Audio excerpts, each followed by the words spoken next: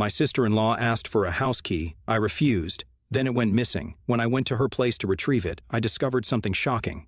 I recently got married to my boyfriend of 6 years. We're both 27, and while things have been a little tough on us because of COVID setting our careers back a little, we are figuring out everything together. My husband does not have the closest relationship with his family. He never told me any details as to why he is not close with them, but based on whatever bits and pieces I have understood, it is that my husband and my sister-in-law have some issues between them that led to the in-laws being forced to take sides.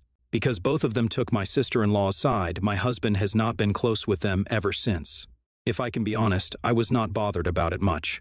But as I am from a big family, and my husband was invited to those events often because we had been together for so long, I would often notice that my husband would end up becoming quiet, sad, and depressed after these events. When we tried to have a conversation about it, he never really opened up much, just told me that he wished he had a better family. I understood that he wanted a close relationship with his family, or a better relationship with his family, but I also did not want to do things without his permission. Whenever I offered to reach out to his family on his behalf, he told me that he does not want to do things yet. He kept insisting that there would be a better time, and I never knew when that time would be. At one point I was convinced that it would be at our wedding, but when we got married, it was a small ceremony to which our close friends and family were invited, and he did not invite anybody from his side. But I did get to meet with his parents and my sister-in-law while our wedding ceremony was taking place. His parents and sister tried to come to the venue, which my husband had specifically warned against. When they did successfully enter the premises, they created a huge scene, painting my husband as the bad guy for never replying to messages, picking up calls, and coming to pay a visit while my mother-in-law was going through cancer. My husband rigidly told them to leave and that they were not welcome there. While this was all happening, my sister-in-law was standing in a corner and watching everything unfold. When her eyes caught mine, she gave me a small shrug like, "What else are we supposed to do?" and then left with her parents once they were kicked out. The wedding went on without a hitch after that, and we were happy to be married despite the odds. When we were on our way to our honeymoon, I got a friend request notification on my phone, and it was my sister-in-law. It was a little weird, but I did not care much because we were family. I added her and forgot about it. Once we came back from the honeymoon, my husband and I were quite happily getting settled in our new house and our marital life. That's when my sister-in-law popped back into my life. She messaged me and told me that she knows that I am from a big family, and she knows I understand the importance of family that my husband does not, so she would be very happy if I could help fix the family. She also said in detail how my husband can be a bit childish, but if we both worked together, we would be able to fix everything in no time. I was stupid, and I believed her. We started talking more or less regularly. She even came over to our house once or twice while my husband was out because she wanted to meet with me. And I was not able to stay home due to my working from home schedule and health issues. After one of these visits, my sister-in-law asked me if she could have a copy of the keys to our house. It sounded like a strange request. When I asked her why she wanted those, she told me that she was worried about me and because I stay home the whole day working from home. If something happens to me while my husband is not home, having keys would help her come in and help me out. While I understood that she meant the statement in a medical emergency way, I could not help but feel like it was a bit of a threat. I can't quite explain why, but her words made me feel creeped out. I politely refused her offer, informing her that if something does happen, I would call my husband. But as we spoke, I realized that my sister-in-law was not happy with my refusal. She cut the chat short and left in a hurry. Although she was smiling, her smile did not quite reach her eyes, which weirded me out. After that, I stopped having her over. Every time she wanted to come over, I would try to give excuses and have her not come over. But one day that did not work at all. She came over, and I was on high alert the entire time. She left after staying over for tea, and when she left I felt so much better. But that feeling did not last for long when, a few days later, I could not find my house keys in the place where I usually keep them. Panic set in, and I decided to go over to my sister-in-law's place to get the keys back. In our chat, my sister-in-law mentioned where she lived when she invited me over for tea, but at that time I was sick and I could not go. The moment my husband came home, I got into my car and drove over to her house. I knocked on the door, and a man opened the door. I asked him if I could speak with my sister-in-law. The man politely told me that nobody by my sister-in-law's name lives in that house. I told him that I was given the address by my sister-in-law and showed him her picture. He looked at the picture and told me again that my sister-in-law does not live there, and I have the wrong address. That was incredibly suspicious. I messaged her casually, asking her what her address is, and she told me the same address as before. By this time, I was completely panicking. I came home and tried my best to be my usual self, but I knew I was jittery. My husband noticed it straight away.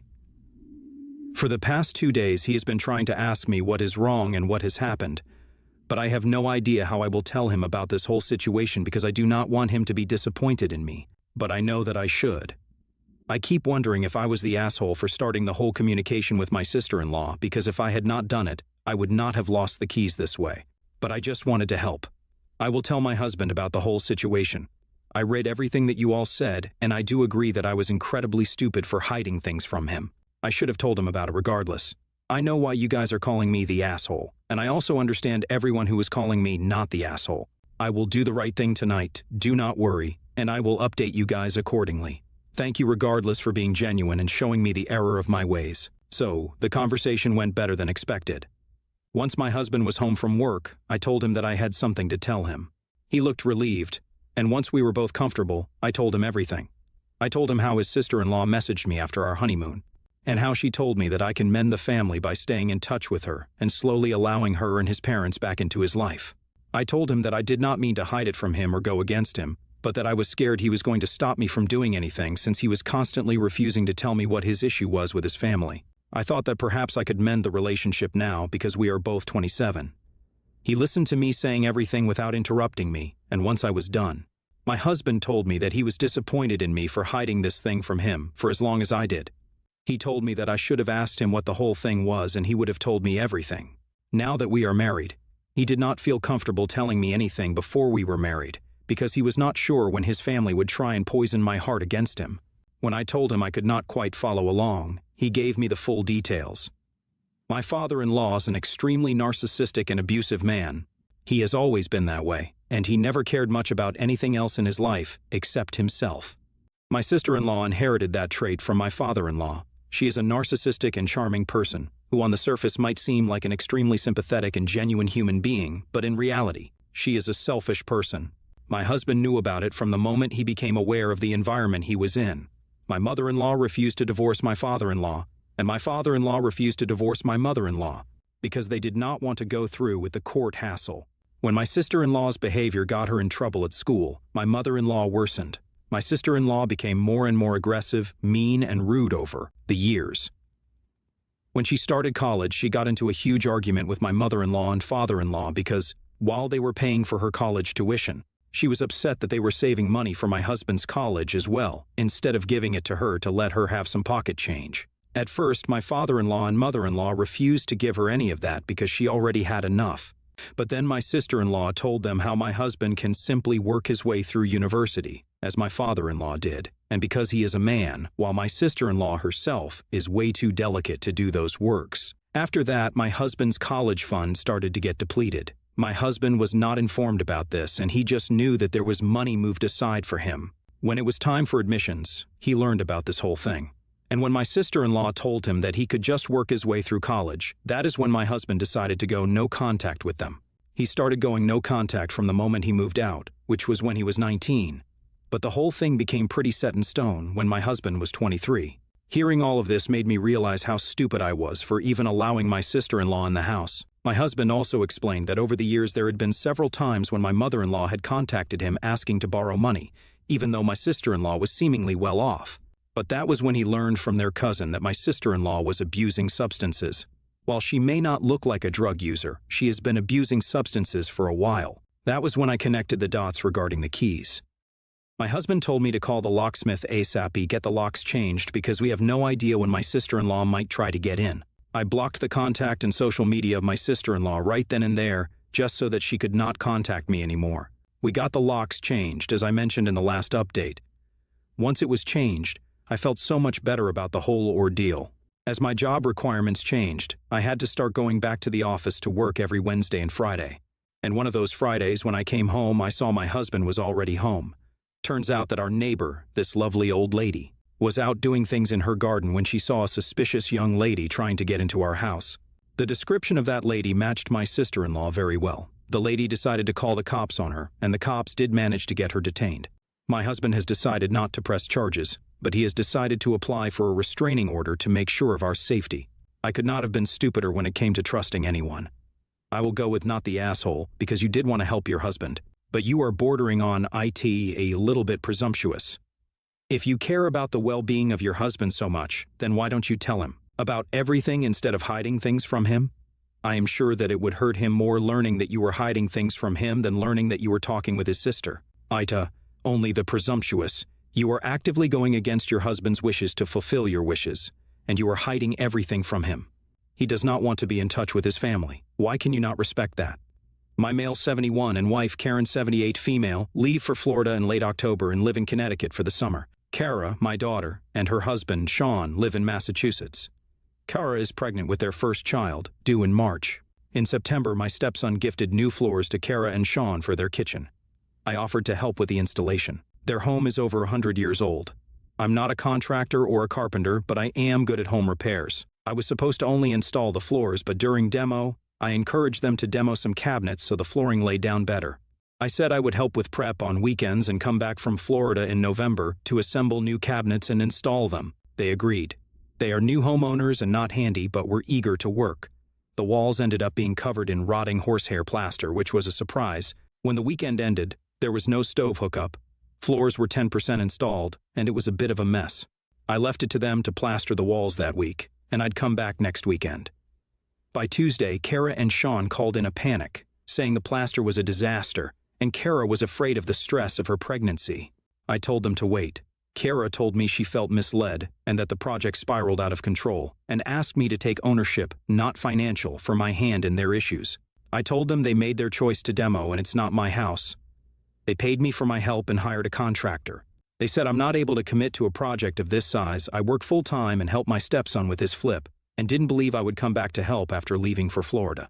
And Kara is uncomfortable with working during pregnancy, all to which I disagreed. I was hurt they fired me, and still am. It's been weird since. I have not reached out to ask about the kitchen or the baby, though they provided scattered updates on the baby, and Karen asked about the baby a few times. Recently, Kara reached out, saying this has been terrible. They had to pull permits from the town. They haven't had a stove or sink in months. Kara said she feels I don't care about her health and our grandchild, as I have not checked in, that I didn't take ownership. I laughed and told her I would have had it all done by now. She sent a text telling Karen and me not to speak to her and that she is upset. Karen RSVP'd no to Kara's shower in January and canceled our trip without telling them. Sean reached out asking us to reconsider, saying they will only become parents once, and Kara is 6.5 months pregnant and didn't mean what she said. He offered to pay for our tickets to come. Karen and I have been firm on our stance. However, we told them to let us know well in advance, and we can visit in March, before after the baby. Kara is devastated, but Karen and I were only trying to accommodate her wishes. I think I may be the asshole for canceling my trip knowing Kara is stressed and pregnant. So, am I the asshole? YTA on so many levels. First, as you said, you are not a contractor or carpenter but are good with home repairs. You encouraged them to demo their kitchen, only installed 10% of the floors before leaving. Kara has every right to be upset, and she's not wrong. You made a mess of their house and then backpedaled by basically saying, oh well, not my problem. I personally wouldn't want anything to do with you, but they want you at their baby shower. Go and apologize. I have 3 kids. My husband and I worked hard to raise them and get them to be productive adults, and they are. I'm proud of all 3. They were great kids and have become pretty good adults if I do say so myself. When my oldest daughter married a widower who already had a 2-year-old child, my husband and I put money into an education fund. We did the same for every biological grandchild. We know a little about investing and compound interest. By starting early, we can invest a little bit each month, and by the time they graduate high school, we are able to provide each one with enough money for a good start in life. My oldest grandchild just graduated from high school. We were able to let them know that after scholarships and everything were taken into account, they would be graduating debt-free. We don't give any of them the money. We pay for tuition and fees and such. We learned our lesson from our youngest, our only son. We gave him the money like we had for his 2 older sisters. He had scholarships as well, but he blew through the money we gave him and chose to become a tradesperson instead. He does very well and now owns his own successful business. He was married, but it didn't work out. We have 2 grandkids from that marriage. Last year, he married a very nice woman who has a 15-year-old son. She had him very young, and it caused a rift in her family. None of them came to the wedding. My son approached us about money for his stepson's education. After my husband and I discussed it, we said that we could afford to give him $5,000 to help out, but that was it. My son is very disappointed. He knows that all my other grandkids have enough money in their accounts to pay for at least 2.5 years of in-state tuition and expenses. He makes good money, but he also likes to spend it on toys and vacations. I don't think that he or my daughter-in-law have anything put away for his stepson.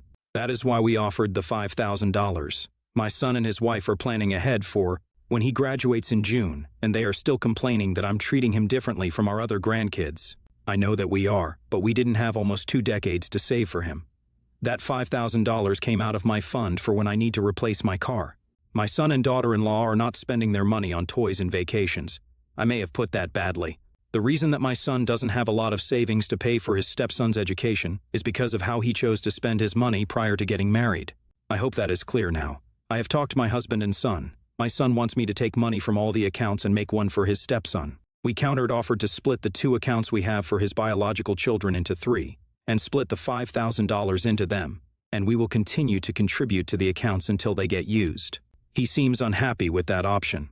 Ente, you didn't have a 15-year head start to save for this grandchild the way you did for others. He can be upset that his kid won't have the same head start, but he can't be mad at you for not being able to offer more now. It's up to him to provide.